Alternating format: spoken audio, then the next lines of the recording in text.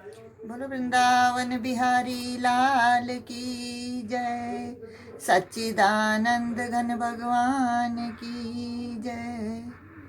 गजाननं भूतगणादिसेवितं कपित्थजम्बूफलचारुभक्षणम् उमासुतं शोकविनाशकारकं नमामि विघ्नेश्वरपादपङ्कजं। वक्रतुण्डमहाकाये सूर्यकोटिसमप्रभ निर्विघ्नं कुरु मे देव सर्वकार्येषु सर्वदा।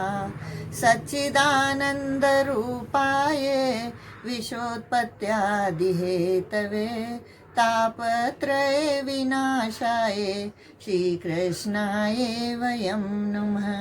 नीलाम्बुजश्यामलकोमलाङ्गं सीतासमारोपितवामभागम् पाणौ महासायकचारुचापं नमामि रामं रघुवंशनाथं।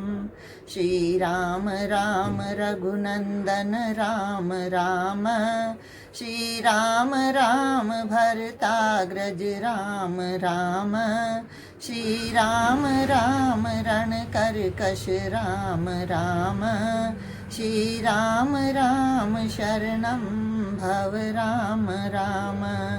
माता रामो मत्पिता रामचन्द्र स्वामी रामो मत्सखा रामचन्द्र सर्वस्व मे रामचन्द्रो दयालो नान्य जाने नेव जाने न जाने। श्री रामचंद्र चरणों मनसा स्मरामि श्री रामचंद्र चरणों वचसा गृह्णामि श्री रामचंद्र चरणों शिरसा नमामि श्री रामचंद्र चरणों शरणं प्रपद्ये। नारायणं नमस्कृत्य नरं चैव नरोत्तमं देवीं सरस्वतीं व्यासं ततो जयमुदीरयेत्।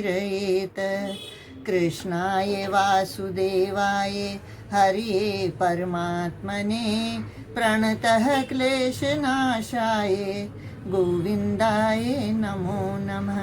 राम रामेति रमे रामे मनोरमे सहस्रनाम तत्तुल्यं श्रीराम नाम वरानने।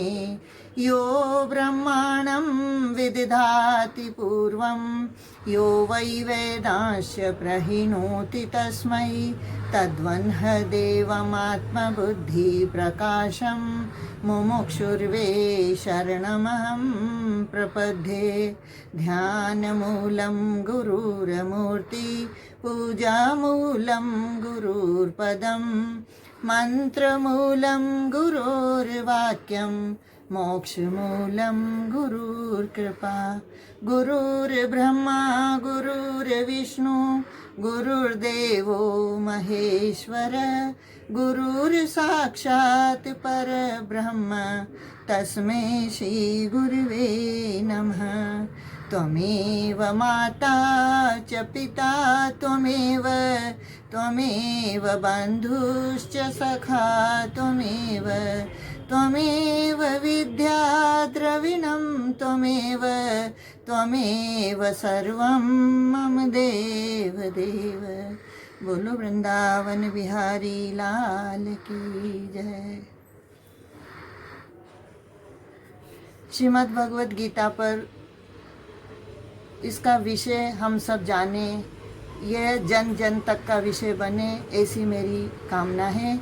और इसी लक्ष्य को लेकर कि गीता जी सब के हृदय में विराजमान हो, ऐसा सोचकर मैं ये चाहती हूँ कि आज हम किसी के पास न जा सकें, कोई हमारे पास न आ सके, परंतु ये गीता जी इस यंत्र के माध्यम से सर्वगत सबके पास जा सके, समझ में आ सके, ऐसा मेरा प्रयास है। और ठाकुर जी इसमें कृपा करेंगे कि मैं इस लक्ष्य पर पहुंच सकूंगी। श्रीमद् भगवत गीता मेरा प्रिय विषय है और इसी प्रिय विषय को और अतिशय प्रिय करने के लिए मैं चाहती हूँ कि यह सबके हृदय पर राज करे, गीता जी का। तो इस पर ही हम कुछ चर्चा करें, ऐसा मेरा लक्ष्य है। श्रीमद् भगवत गीता की महिमा को तो कौन नहीं जानता, सर्वविदित है।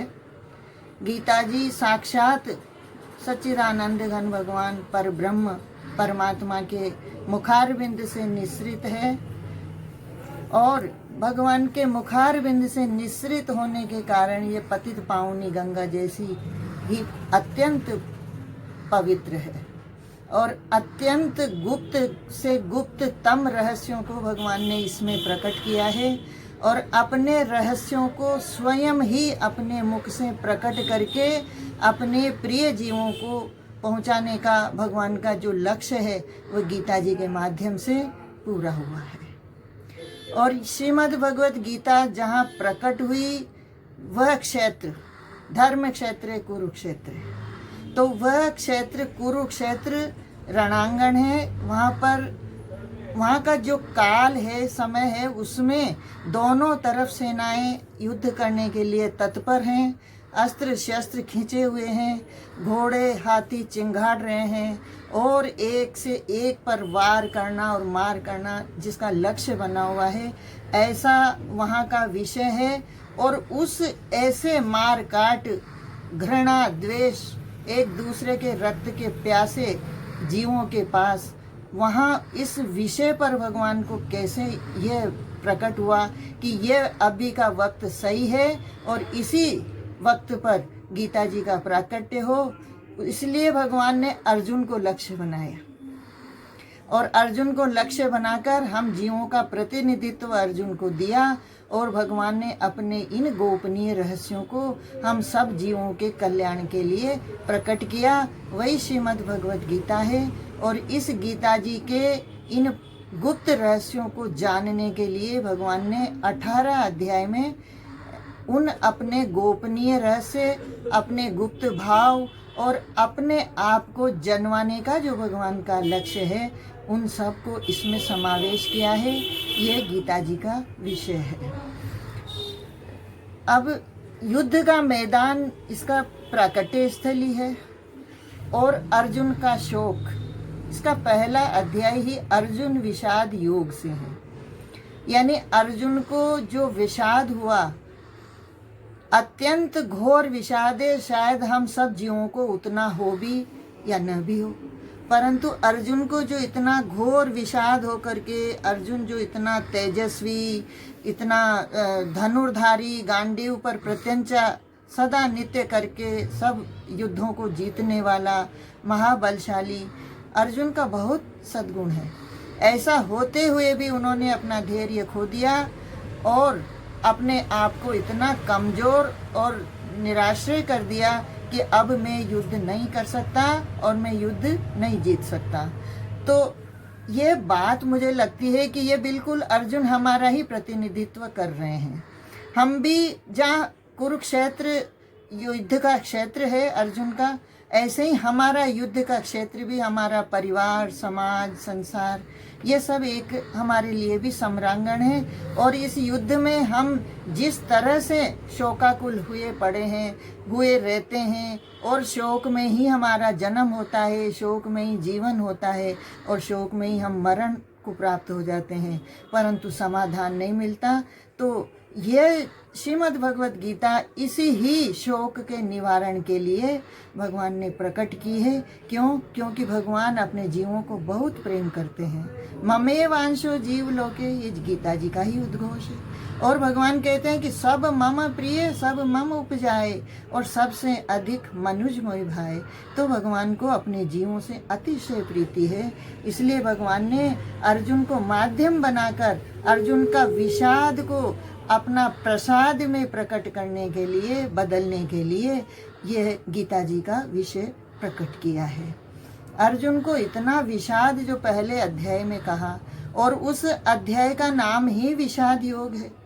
देख सुनकर तो लगता नहीं कि विषाद भी परमात्मा तक पहुंचाता होगा, लेकिन अर्जुन इसका प्रमाण है, गीता जी इसका प्रमाण है। और अर्जुन को जो विषाद हुआ, दुख हुआ, उसमें उन्होंने जो अपने जो उद्देश्य, अपने जो कर्म, अपने जो लक्ष्य थे वो सब रखे भगवान के सामने, अपनी दलीलें भी रखी, अपने धर्म का निर्णय भी सुनाया, भगवान को वो सब सुनाया। हम जीव सब यही करते हैं, हम सब थोड़ा थोड़ा अपने विषय में सब जानते हैं।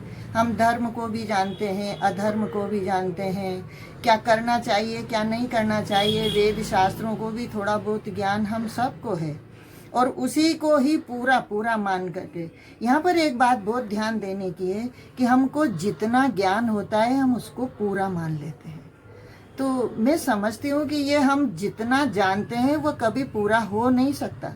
क्यों? क्योंकि शास्त्र भी अनंत हैं, हरि भी अनंत हैं, और ज्ञान और विज्ञान भी अनंत है, तो वो पूरा हम कैसे जान सकते हैं। लेकिन जब हम अपने ज्ञान पर संतोष कर लेते हैं तो वहीं से ये शोक की दशा प्रकट होती है, जैसी अर्जुन को हुई।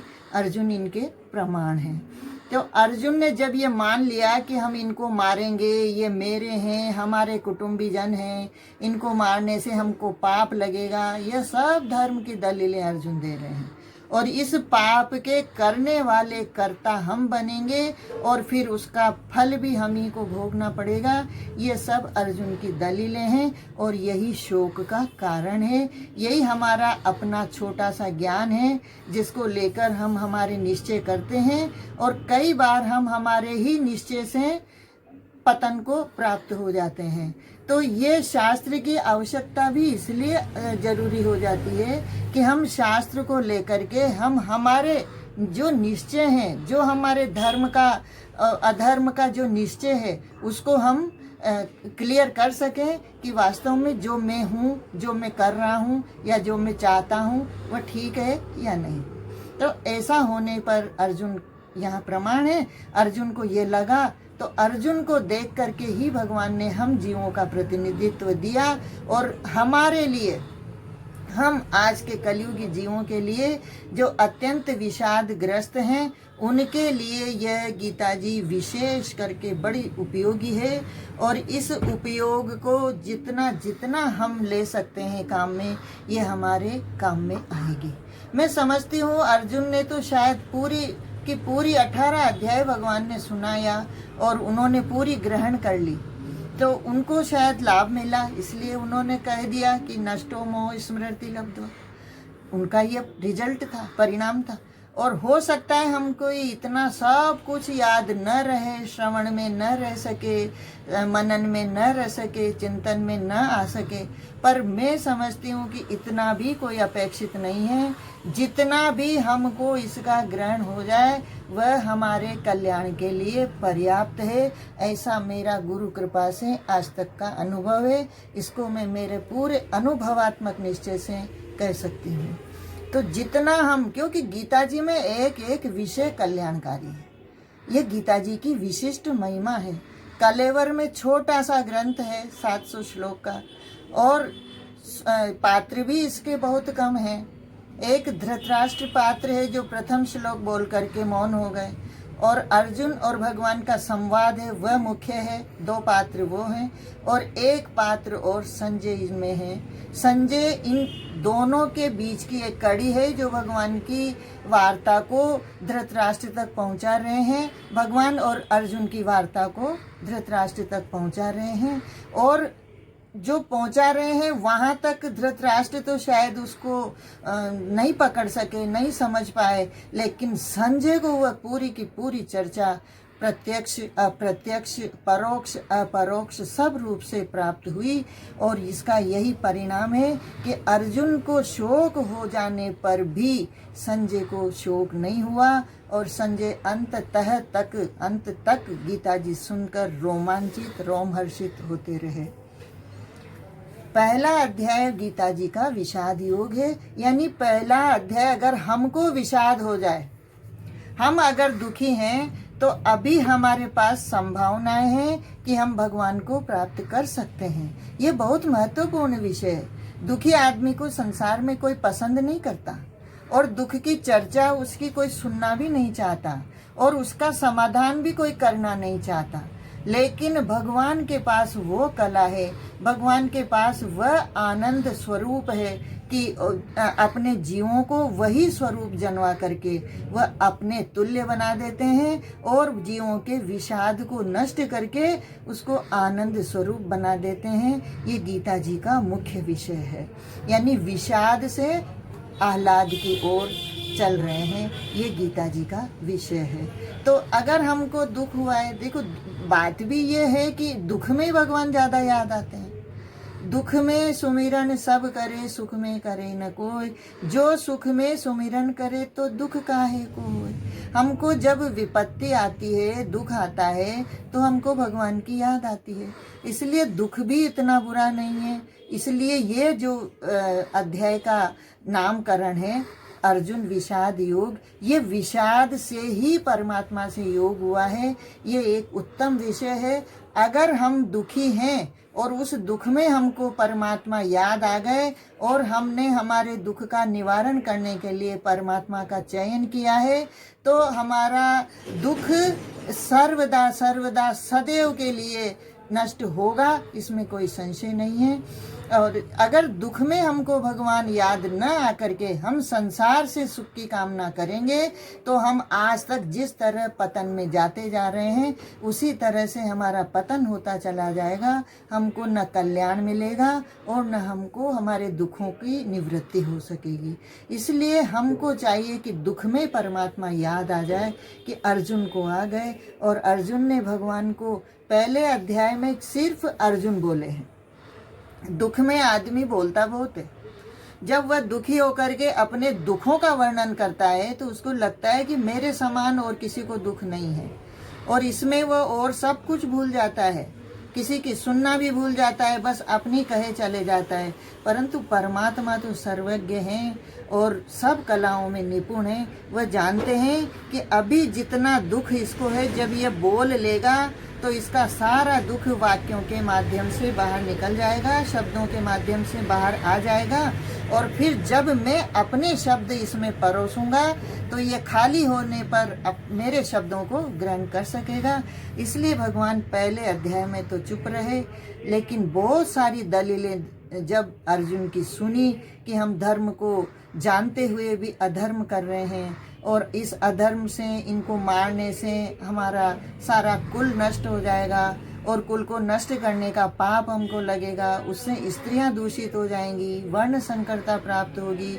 इस प्रकार से अर्जुन से सुन करके, और फिर जब अर्जुन ने कहा कि मैं युद्ध नहीं करूंगा, ऐसा कहकर वो रथ के पिछले भाग में जा बैठे, तो भगवान को यह बात पसंद नहीं आई। यानी अर्जुन जब तक बोल रहे थे, अर्जुन के हाथ में धनुष बाण था, करने के लिए कुछ न कुछ संभावना थी, तब तक तो भगवान देख रहे थे। लेकिन अब जब देखा कि अर्जुन अपने अस्त्र शस्त्र छोड़ करके बैठ गए हैं, तो ये बात भगवान को पसंद नहीं आई। यानी भगवान हम इस समाज में, इस परिवार में जो हमको जीवन जन्म देकर के परमात्मा ने भेजा है, उसमें हमारे लिए जो कुछ कर्तव्य निर्धारित किए हैं वह कर्तव्य हम कर रहे हैं। भले ही उनमें हमको सफलता असफलता सुख दुख मिल रहा है, लेकिन वो कर रहे हैं तब तक तो परमात्मा को हमसे कोई शिकायत नहीं है, परमात्मा हमारे साथ है। परंतु अगर हमने उन कर्मों को, उन कर्तव्यों को छोड़ दिया तो ये परमात्मा को कतई पसंद नहीं है। और फिर परमात्मा इसके लिए हम जीवों को शिक्षा देने के लिए या तो दुख भेजते हैं या फिर कुछ न कुछ ऐसी प्रतिकूलताएं भेजते हैं। वह मिलती तो हमारे ही कर्म वशात है, लेकिन उसमें हम परमात्मा का भी एक कृपा प्रसाद मान करके कि ये ठाकुर जी ने भेजी है, तो उस भेजने के प्रतिकूलता को स्वीकार अगर हम कर लेते हैं तो फिर भगवान हमसे राजी हो जाते हैं और फिर हमारी सहायता करने के लिए खड़े हो जाते हैं। पहले अध्याय अर्जुन विषाद योग में ये चर्चा पूरी हुई और भगवान को जब पसंद नहीं आया तो अर्जुन को बहुत डांट फटकार लगाई। यहाँ से दूसरा अध्याय प्रारंभ होता है सांख्य योग का। तो जब अर्जुन को बहुत डांट फटकार लगाई, यहाँ तक कह दिया कि तू अपने किस तरह से इतनी वीरता की डींगे हाँकता था और किस तरह से तू युद्ध करने आया था, क्या तूने पहले ही ना अपने परिजनों को नहीं देखा था? तो तू अपने आप को इस प्रकार से अब युद्ध नहीं करूँगा, ये हिजड़ापन, ये कायरता तुझ में कहाँ से आई। ये एक तरह से भगवान की अर्जुन के लिए गाली है, बहुत फटकार है, लेकिन इस फटकार ने भगवान का एक एक वचन हमारे अंदर तक जाकर के हमको हिलाता है, लेकिन हमारा अंतःकरण मेला होने के कारण हम उसको पकड़ नहीं पाते और हम सुधार नहीं कर पाते। लेकिन अर्जुन में तो भगवान ने कहा है ना कि तुझ में तो देवी संपत्ति है, तू देवी संपत्ति से युक्त है, आगे कहेंगे भगवान। तो अर्जुन बहुत भगवान का जिसको साथ मिला है, जो सदा सदा हर जन्म में भगवान के साथ है, नर नारायण का अवतार, कृष्ण और अर्जुन का अवतार है, हर अवतार में ये साथ है, तो उनका तो अंतःकरण अति पवित्र ही है, केवल हम जीवों को समझाने के लिए ये सब लीला है। तो जब अर्जुन को बहुत डांट फटकार लगाई, तो अब अर्जुन को एक झटका लगा कि भगवान मुझे इस तरह से डांट रहे हैं तो कोई कारण तो होगा। अब यहाँ पर अर्जुन ने जब ये बात भगवान की सुनी कि तुझे युद्ध करना चाहिए, अर्जुन का निश्चय हो रखा है कि मैं युद्ध नहीं करूँगा, तो यहाँ भगवान ने जो अर्जुन से बात कही, वहाँ अर्जुन हतप्रभ हो गए, कर्तव्य विमूढ़ हो गए, और अब भगवान से कहते हैं कि मैं आपकी शरण में हूँ, आप मुझे मेरे मार्ग का प्रशस्त करके, निश्चय करके मेरा मार्ग प्रशस्त कीजिए, और मैं आप जैसा आप बताएंगे वैसा मैं करूँगा, मैं आपका शरणागत शिष्य हूँ। यहाँ एक बात ध्यान देने की है, अर्जुन जब तक बोलते रहे, अर्जुन ने जब तक आप मेरा मार्ग प्रशस्त कीजिए, भगवान ने मार्ग नहीं बताया। लेकिन जब अर्जुन ने कह दिया मैं आपका प्रपन्न शिष्य हूँ, यानी शिष्यता ग्रहण की, भगवान को गुरु माना और गुरु मान करके भगवान की में श्रद्धा प्रकट की, तब भगवान ने बोलना शुरू किया। और जो अर्जुन बोल रहे थे, जितनी दलीलें दे रहे थे कि इन गुरुजनों को मारने से तो अच्छा है मैं भीख मांग कर खा लूँ, हिमालय पर जा कर के तपस्या करूँ, इससे मेरा कल्याण हो जाएगा। लेकिन यहाँ एक महत्वपूर्ण बात है कि भगवान ने अर्जुन को न तो हिमालय जाने की आज्ञा दी, न भीख मांगने की आज्ञा दी। भगवान ने इतना और कहा कि ये जो पराये धर्म है, हिमालय पर जाना, तपस्या करना, ये ब्राह्मण का धर्म है, सन्यासी का धर्म है। लेकिन अर्जुन तो गृहस्थ हैं और क्षत्रिय हैं, तो उनका किसी भी तरह से यह धर्म बनता नहीं है। तो भगवान ने कह दिया कि अपने धर्म में कमी होते हुए भी उसी धर्म का पालन करते हुए, उसी धर्म का पालन करने में मृत्यु भी आ जाए तो भी वह अतिशय श्रेष्ठ है। और पर धर्मो भयावह, दूसरा का धर्म कितना ही अच्छा और गुणवान होने पर भी भयावह है, पतन को देने वाला है। इसलिए पर धर्म सदा दुखदायी है, और स्वधर्मे निधनम श्रेय, अपने धर्म में मर जाना भी श्रेयस्कर है। तो अब यहाँ पर अर्जुन के भगवान में श्रद्धा हो गई, श्रद्धा होने के कारण उन्होंने शिष्यता ग्रहण करी, और श्रद्धावान लभते ज्ञानम, ये गीताकार का मुख्य सूत्र है गीता जी में, कि जहाँ श्रद्धा होगी उसी की बात ग्रहण होगी। अब जैसे ये मैं भी अगर कुछ बोलने का प्रयास कर रही हूँ, तो अगर आपकी मुझ में श्रद्धा होगी तो आप इन बातों को ग्रहण कर पाएंगे, वरना तो बात आई गई रह जाएगी। तो भगवान में अर्जुन ने श्रद्धा करी, भगवान अर्जुन से अतिशय प्रसन्न हो गए, क्योंकि अब अर्जुन चुप हो गए और अब भगवान का बोलना शुरू हुआ। तो दूसरा अध्याय सांख्य योग गीता जी का 10वें अध्याय से भगवान ने अपना जो संदेश है, गीता जी का जो उपदेश है, वह प्रारंभ किया है। और भगवान अब यहाँ पर गीता जी का जो मुख्य संदेश है सांख्य योग, इस दूसरे अध्याय का नाम है। सांख्य योग का मतलब है ज्ञान योग, विवेक विचार पूर्वक अपने आप को समझ लेना, अपने स्वरूप को समझ लेना और पर स्वरूप को भी समझ लेना। इस प्रकार से अपने स्वरूप को समझ करके अपने स्वरूप में स्थित हो जाना, और पर स्वरूप को समझ करके उसका त्याग कर देना, ये सांख्य योग, ज्ञान योग। यानी ज्ञान योग, कर्म योग और भक्ति योग, ये 3 मार्ग गीता जी में प्रमुखतः आए हैं। और इन तीनों मार्गों के माध्यम से भगवान ने हम जीवों को समझाने का प्रयास किया है। क्योंकि हम जो मुख्यतः संसार में साधक हैं, जो अपना कल्याण चाहते हैं, जो भगवान के वचनों में श्रद्धा रखते हैं, उनके लिए ये 3 मार्ग ही प्रमुख हैं। या तो जिसकी बुद्धि तीक्ष्ण है, जो विचार कर सकता है, जो स्वाध्याय कर सकता है, जो श्रवण कर सकता है, अधिक रुचि है उसकी इनमें, तो वह विचार पूर्वक अपने आप को जान लेगा। और अगर वह इतना सक्षम नहीं है, उसकी बुद्धि इतनी तीक्ष्ण भी नहीं है, तो वह संसार में कर्म के माध्यम से सत्कृति करता हुआ, सत्कर्म करता हुआ अपने आप को संसार की सेवा में लगा देगा और संसार से बदले में कुछ भी नहीं चाहिए ऐसा भाव रखकर सबकी सेवा करता रहेगा, तो उसका ये निष्काम कर्मयोग बन जाएगा। इस तरह से भगवान ने कर्मयोग को समझाया।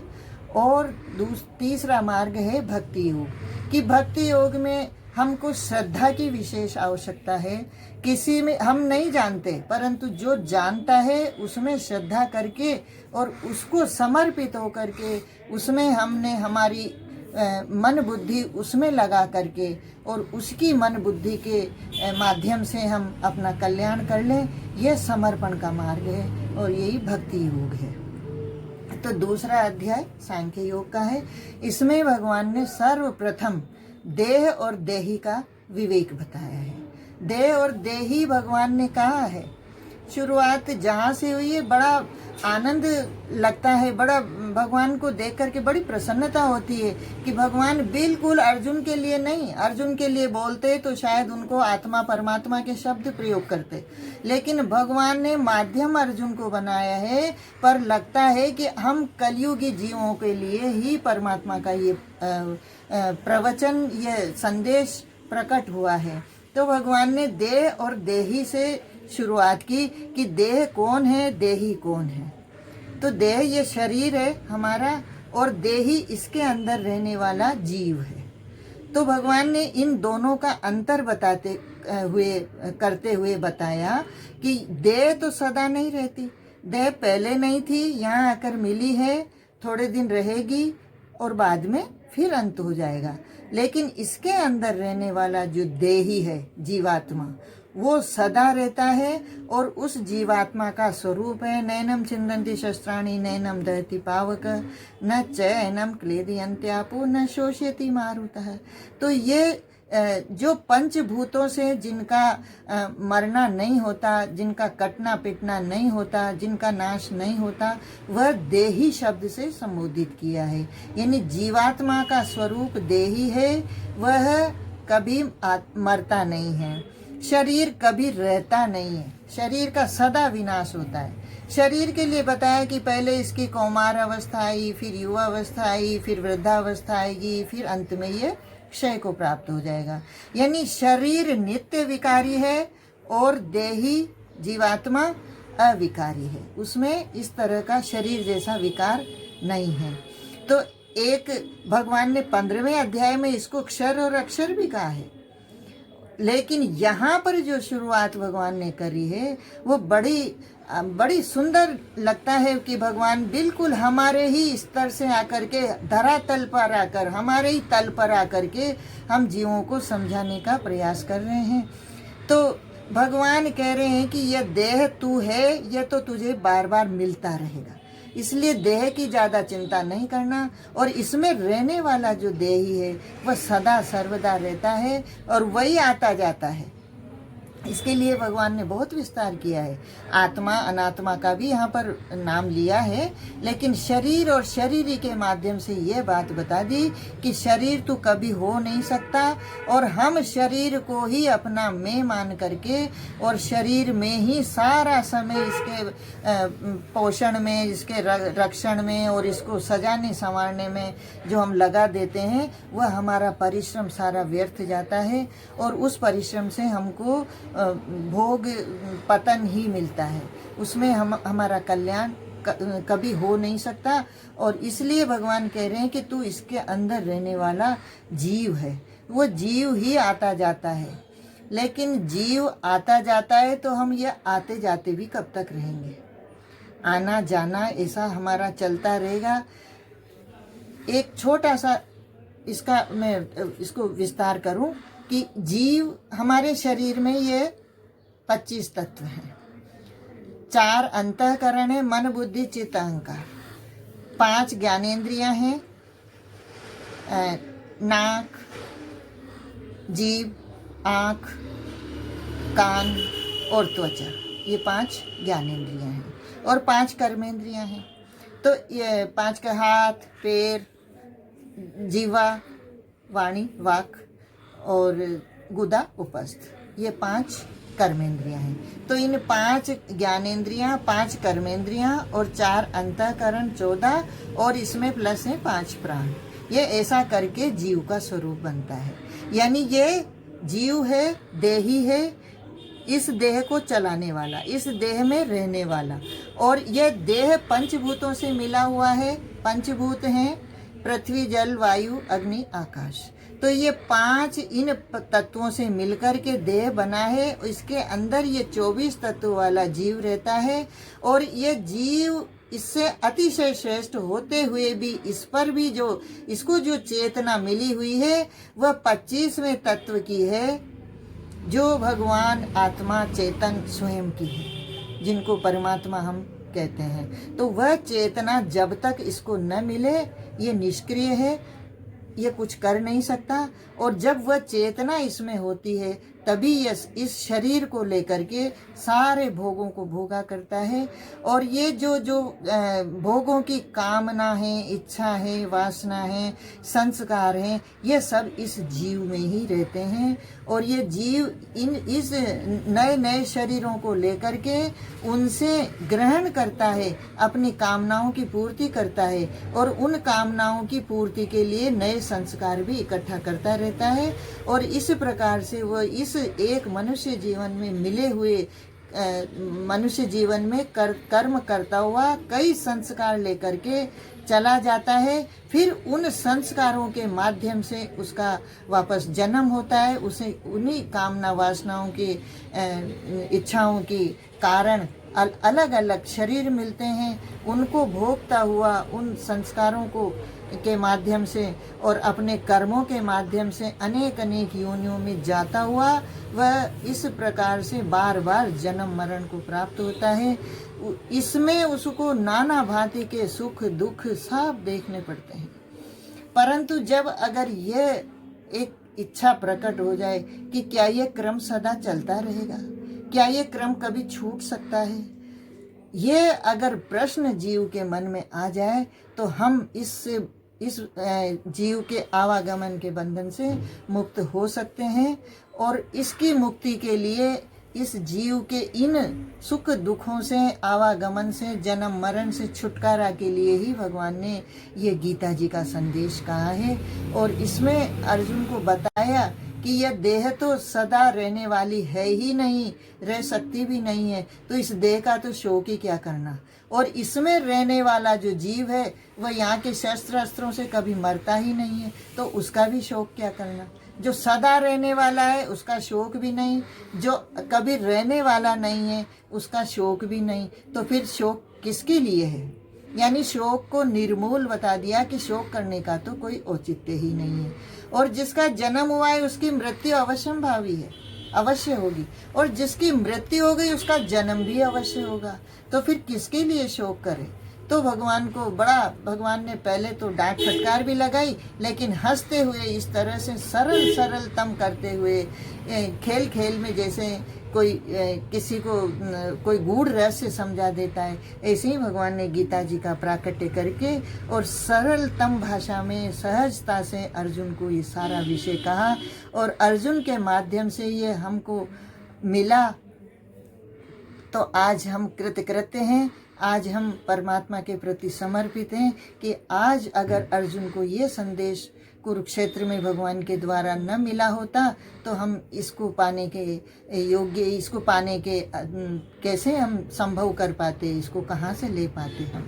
तो आज हमने इस संक्षिप्त विषय को समझने का प्रयास किया है और इस विषय को विस्तृत हम गीता जी के माध्यम से ही आगे लेते रहेंगे और भगवान की कृपा से भगवान के इन गूढ़ रहस्यों को समझते रहेंगे।